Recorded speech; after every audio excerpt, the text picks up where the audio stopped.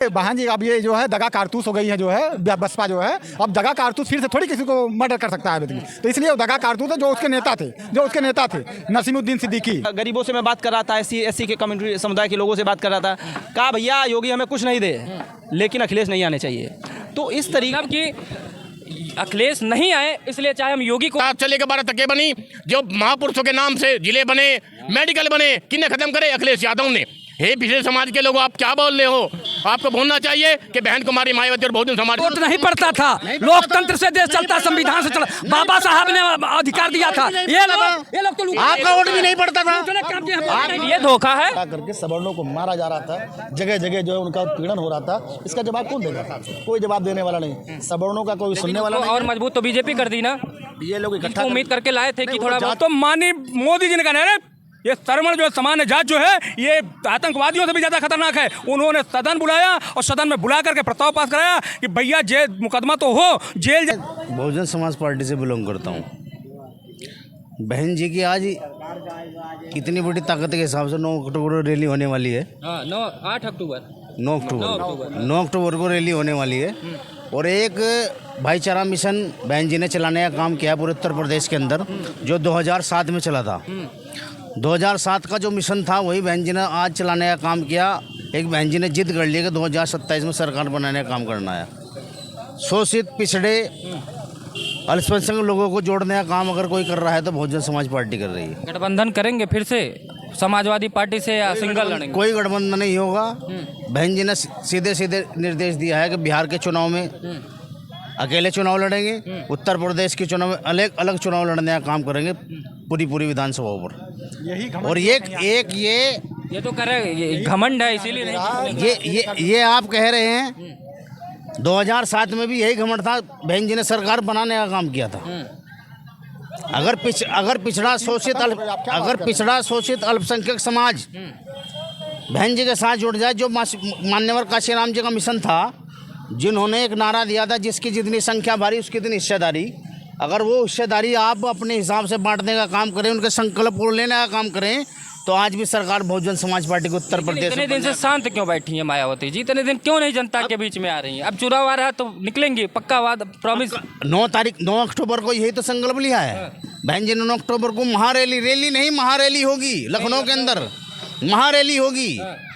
बहुजनों की सरकार। बहन जी ने कहा कि बहुजन की जो रैली होती है उसे केवल बहुजन समाज पार्टी की रैली ही काट सकती है, और अदर कोई सी भी पार्टी हो उस रैली को भी हटा नहीं सकती। एक नेता आपके और बहुजन में आ गए हैं, चंद्रशेखर आजाद, रावण, वो भी तो कहीं ना कहीं आप ही को तो डिस्टर्ब कर रहे हैं ना, दलितों के। हमारी पार्टी में नहीं आए हैं वो, नहीं बाहर से है, लेकिन डिस्टर्ब कहीं ना कहीं आप ही लोगों को। वो कुछ नहीं है, केवल एक सांसद है नगीना से। आपके तो कोई सांसद नहीं है।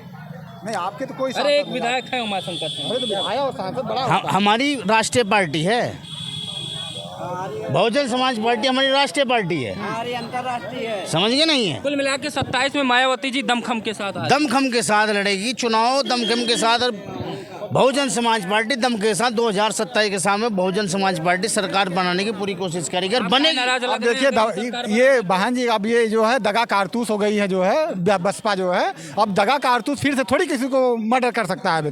तो इसलिए वो दगा कारतूस है जो उसके नेता थे नसीमुद्दीन सिद्दीकी, रामचल राजभर, उसके स्वामी प्रसाद मौर्य, उसके बाबू सिंह कुशवाहा। मतलब मैं कह रहा हूँ जो भी नेता थे जिनके दम पे पार्टी खड़ी हुई थी, माननीय कांसीराम ने भरोसा किया था, उन सबको दूध में मक्खी की तरीके से बहन जी ने निकाल के सबको बाहर कर दिया, निकाल आ रहे आंदोलन। ये सब जो मुंगेरी लाल के सपने हैं, सिर्फ जो मुंगेरी लाल के सपने हैं, ये सब सपने पूरे नहीं होने वाले। इनके लिए भी मुंगेरी लाल के सपने, इनके लिए भी मुंगेरी लाल के सपने, इनके लिए भी मुंगेरी लाल के सपने। जो है सच्चाई ये है, हैट्रिक बना जाएगी। स्वामी प्रसाद नसीमुद्दीन सिद्दीकी, बसपा एक ऐसी पार्टी थी, वो उसने बनाने का, नेता बनाने का कार्य किया है। वो कभी किसी नेता के वजह से वो पार्टी नहीं बनी। मान्यवर काशीराम मायावती जी की देन थी जो पार्टी उठी, और वो ऐसे थे, ऐसा कारवा, इतना बड़ा कारवा बनाया और चले रास्ते में कहीं एक पत्थर किसी ने नहीं मारा, किसी ने एक मुकदमा नहीं किया। ये कहना कि उसको स्वामी प्रसाद मौर्य ने बनाया, नसीमुद्दीन सिद्दीकी ने बनाया, गलत होगा। नहीं, स्वामी प्रसाद मौर्य तो जो है हर पार्टी का मजा ले लिए, उनकी बात ही मत करिए। हाँ, बसपा सुप्रीमो ने जो है, जो मान्यवर काशीराम ने जगाया था जनता को, उनका जितना फायदा लेना था ले चुकी हैं। ये जब वो जो है टिकट बेचने लगी और जनता के वोट को बेचने लगी, आप बहुजनों की बात करते हैं, गरीबों की बात करते हैं, मजलूमों की बात करते हैं और टिकट देते थे अरबपतियों को, पूंजीपतियों को। का प्यार था उनके लिए, प्यार था। आप लोगों का खर्रा माला पहन रही थी तो भैया हम लोगों ने बड़ा पूजा किया और बहुत आगे बढ़ी, 4 बार मुख्यमंत्री बनी और जनता ने इनके MP MLA को खूब जिताया और ये यूरिया छिड़क छिड़क के खूब काटी। अब जमीन उसरीली हो गई है, अब उसे खाद पानी की जरूरत है और अब बोलती हैं क्या, अब ये गरीब की बेटी नहीं है, ये दलित की बेटी नहीं, अब दौलत की बेटी हो चुकी है। आपको तब पता था दौलत की बेटी है तो काहे गठबंधन कर लिए थे कुछ दिन पहले? देखिए हम नहीं किए हैं, हम देखिए समाज की बात कर रहे हैं, जनता की बात कर रहे हैं। इन्होंने क्या किया कि जनता ने इन पे भरोसा किया और अब जो है मानवर काशीराम जी ने बोले थे कि कोई भी अपना परिवार नहीं लाएगा, ये मिशन है, मिशन है। आज कौन आ रहा है, एक बार निकालेंगे फिर ले आएंगी भतीजे को तो भाई को, फिर उसके जो है ससुर को, रोज इधर से उधर। ये देखिए अब ये ड्रामा चलने वाला नहीं है। अब जनता समझ गई है कि बसपा सुप्रीमो क्या चाल चल रही है।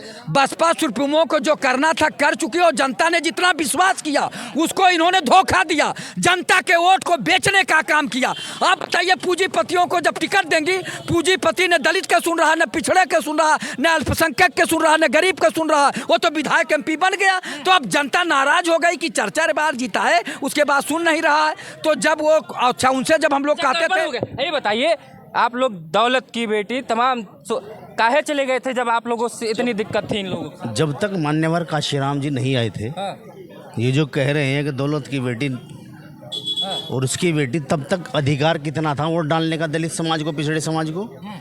मान्यवर काशीराम जी ने, बहन कुमारी मायावती ने इन लोगों को अधिकार देने का काम किया, वोट डालने का। इन लोगों को वोट डालने का अधिकार भी नहीं था। नेता बनाने का अधिकार का, नेता अगर किसी पिछड़े समाज से, चाहे वो पाल समाज हो, सैनी समाज हो, गुज्जर समाज हो, प्रजापति समाज हो, नाई समाज हो, जितना भी समाज में नेता अगर बनाने का काम किया तो बहन कुमारी मायावती। पीडीए तो इनके साथ चला गया, अब क्या बता मायावती? कितने पीडीए चले गए हैं? सब ले गए पीडीए। कितने ले गए हैं? इनके कहने से क्या हो रहा है? पीडीए चले गए। 2024 में करामात दिखाए भाई। 2024 में नहीं, 2027 में करामात होगी। बदला आप लोग लेंगे? बिल्कुल लेंगे। जितने ये काम करें, वोट देने का अधिकार नहीं था लोगों को। पीडीए धोखा है। वोट देने का अधिकार अगर किसी ने दिलाने का काम किया तो मान्यवर काशीराम, बहन कुमारी मायावती ने दिला। दलित समाज वोट नहीं पड़ता था, लोकतंत्र से देश चलता, संविधान से चला, बाबा साहब ने अधिकार दिया था। ये लोग तो आपका वोट भी नहीं पड़ता था। काम किया। ये धोखा है, पीडीए धोखा है। कैसे भैया? भैया बता दो, यादव समाज का कौन आदमी विधायक MP बना हुआ? सिर्फ यादव समाज का जो MP और विधायक बना, अखिलेश यादव का परिवार का बना हुआ है, नहीं तो कोई नहीं बना हुआ है। MP हो अखिलेश यादव का और उसका अपने अखिलेश यादव परिवारवाद है, उसके अलावा कुछ नहीं है। और आज की बार सुन लो भैया, इनकी बात जो 2024 में सरकार बनी, वो MP बने, क्या करा कि लाल किताब लेके, लाल किताब थी, संविधान नहीं था। संविधान को मिटाने वाला कौन था? अखिलेश यादव।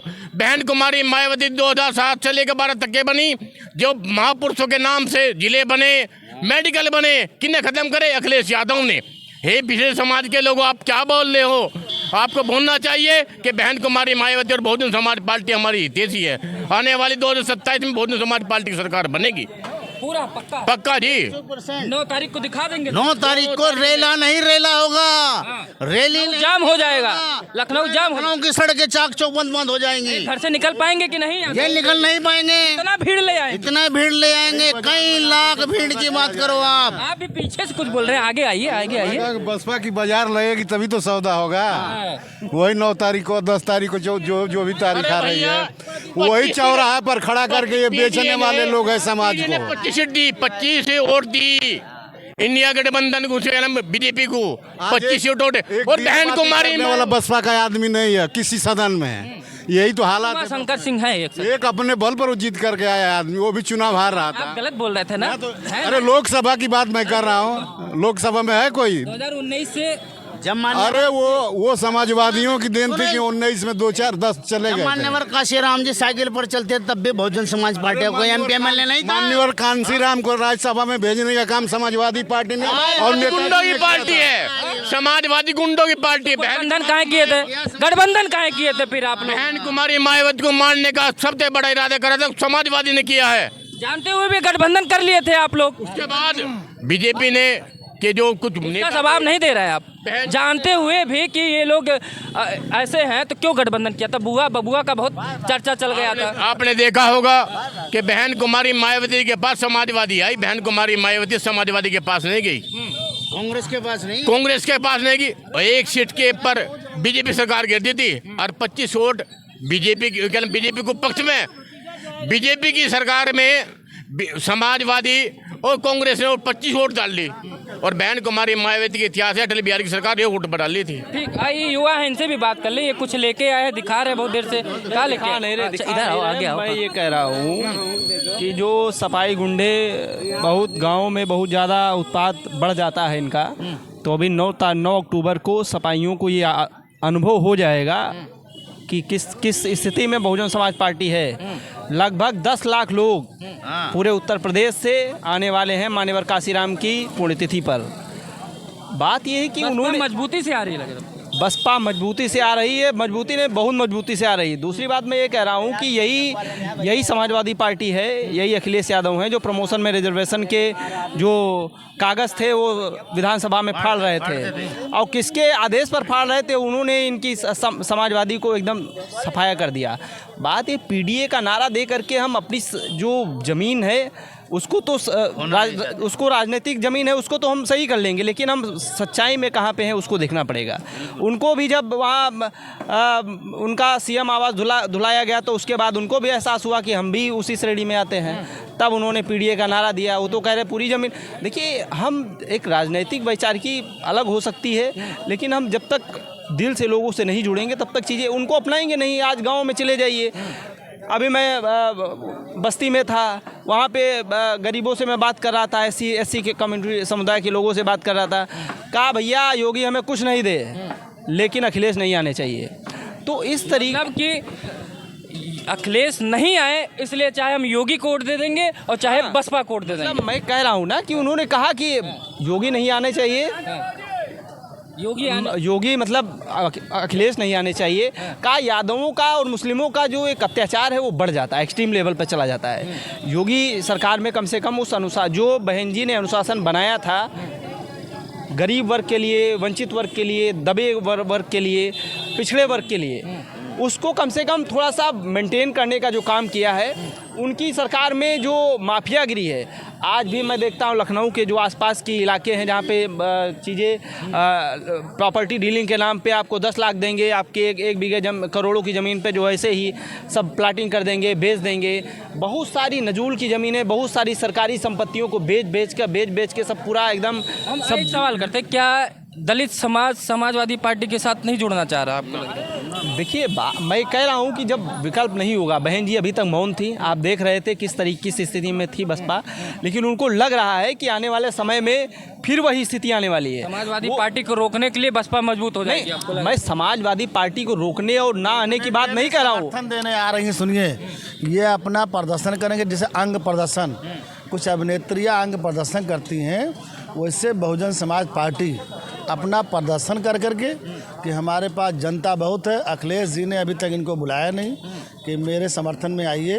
कांग्रेस से अखिलेश जी का समर्थन हुआ है और बसपा का समर्थन उन्होंने लिया नहीं। यानी कि त्रिकोणीय हो सकता है इस बार आपको लग रहा है? त्रिकोणीय उड़कोड़ीय नहीं होगा। सुनिए, अरे मायावती जी की बुराई ये लोग जो इनके पक्ष में बात कर रहे हैं, ये लोग अखिलेश जी के साथ फिर जाएंगे 27 में माननीय योगी जी को। तो कह रहे हैं दलित समाज ये चाह रहा है कि योगी कि अखिलेश यादव ना आए, चाहे जिसको वोट दे दो। एक मिनट सुनिए, दलित समाज की बात, जैसे अभी एक भाई साहब बोल रहे थे कि जब समाजवादी पार्टी की सरकार थी तो मुस्लिम और यादवों का आतंक बढ़ गया था।